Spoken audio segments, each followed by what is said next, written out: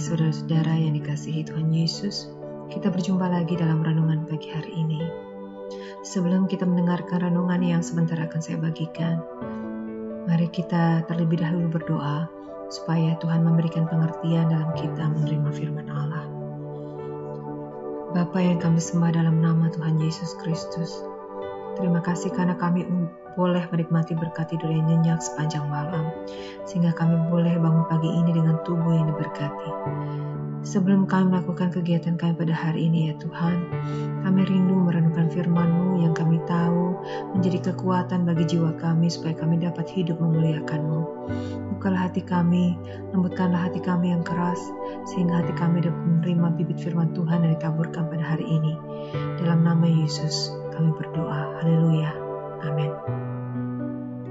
Saudara, renungan kita pada pagi hari ini terambil dalam kitab 2 Tawarik 25 ayat 2. Saudara dapat membaca seluruh pasal 25, sedangkan saya meng-highlight ayat 2-nya saja. Ia melakukan apa yang benar di mata Tuhan, hanya tidak dengan segenap hati.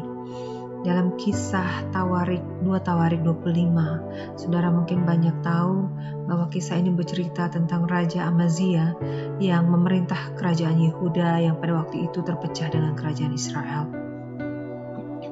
Raja Amazia dikatakan dalam kitab ini adalah raja yang pernah mengalami kemenangan atas perang dengan Edom, sebuah negeri tetangganya, negeri dari bangsa Esau. Raja Amazia dikatakan lagi telah melakukan apa yang benar di mata Tuhan, hanya tidak segenap hati.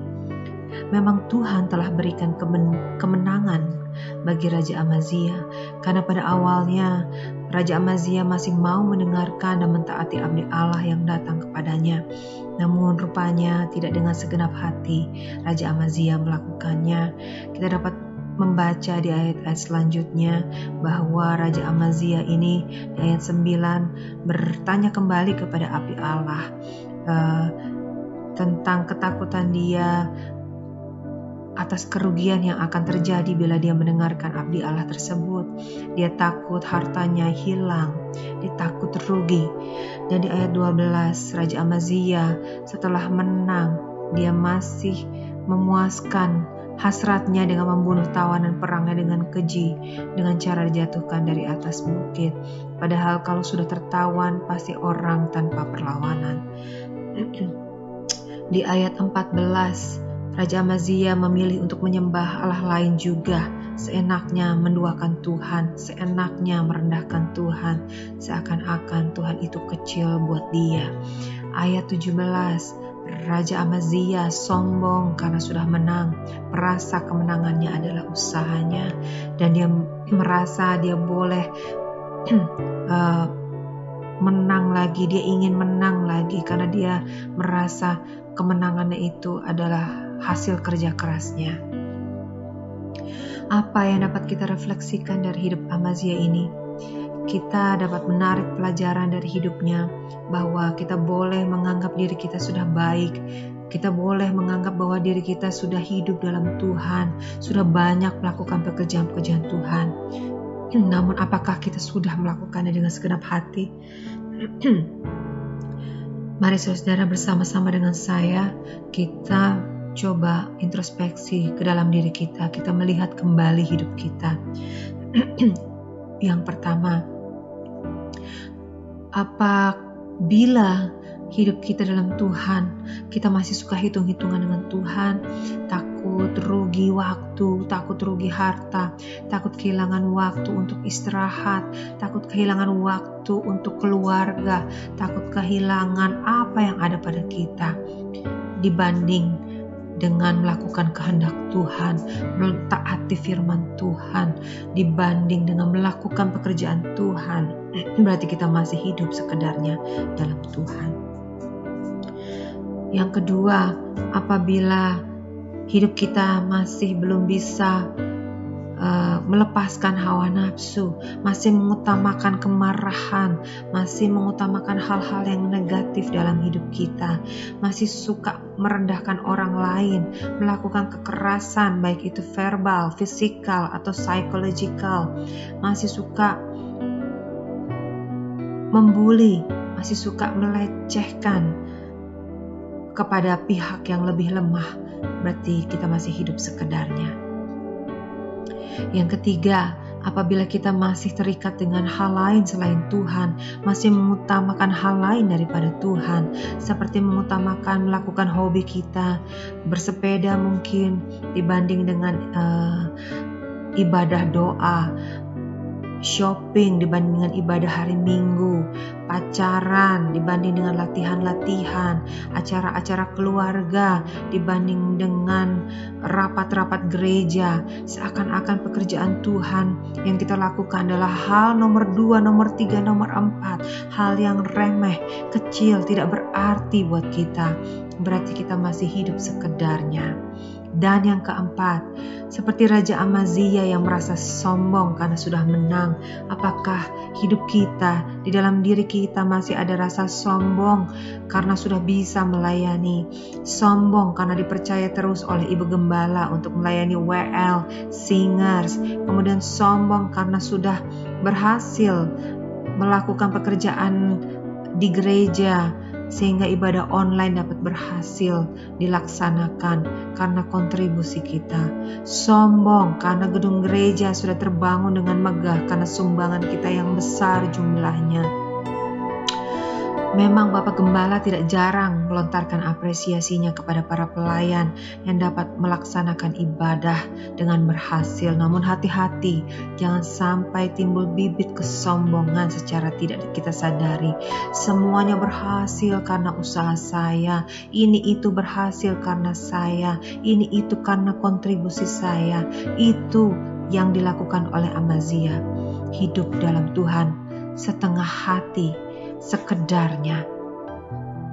Segenap hati dalam ayat 2 kitab 2 Tawarik 25 ini memakai kata shalem dalam bahasa Ibraninya, yang berarti sejahtera, komplit, penuh, damai, tepat, utuh, dan seterusnya. Baiklah, kita hidup dalam Tuhan tidak sekedarnya, kita sudah hidup dalam zaman akhir. Jangan sampai kita seperti yang digambarkan Tuhan Yesus dalam Matius 7 ayat 21. Tidak semua orang yang berkata kepadaku Tuhan, Tuhan akan masuk dalam kerajaan surga, melainkan ia yang melakukan kehendak Bapa-Ku yang di surga.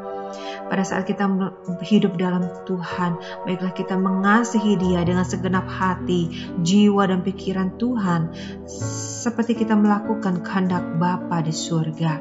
Mengasihi Dia dengan utuh, mengasihi Dia dengan damai, mengasihi Dia dengan tulus dan tuntas. Mari kita berdoa. Tuhan Allah Bapa kami bersyukur untuk firman Tuhan yang Tuhan sudah tabur pada pagi hari ini. Biarlah hati kami yang telah dilembutkan mampu menyerap dan mengerti kehendak-Mu, yaitu supaya kami hidup tidak sekedarnya dalam Engkau, melainkan hidup kami dengan sepenuh hati, segenap hati kami dalam Engkau, mengasihi Engkau, melayani Engkau. Karena Engkau sendiri yang telah terlebih dahulu mengasihi kami dengan memberikan teladan kepada kami dan memberikan nyawa-Mu sebagai ganti dosa kami. Kami minta ampun Tuhan untuk hidup kami yang selama ini mungkin masih belum berkenan kepada Engkau.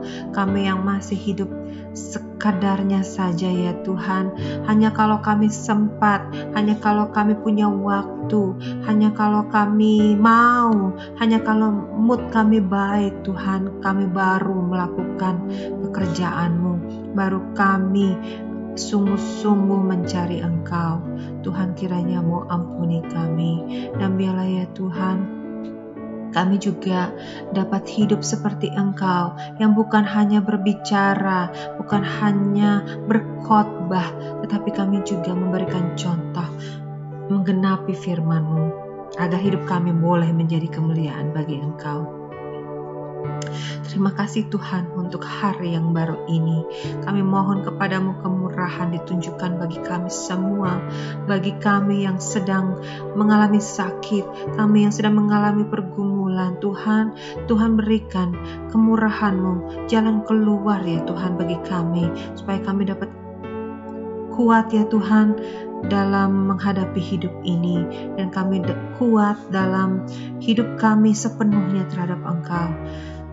Dan Tuhan, kami serahkan hidup kami sepanjang hari ini di dalam Engkau, hanya di dalam nama-Mu yang kudus, yaitu Tuhan Yesus Kristus. Amin.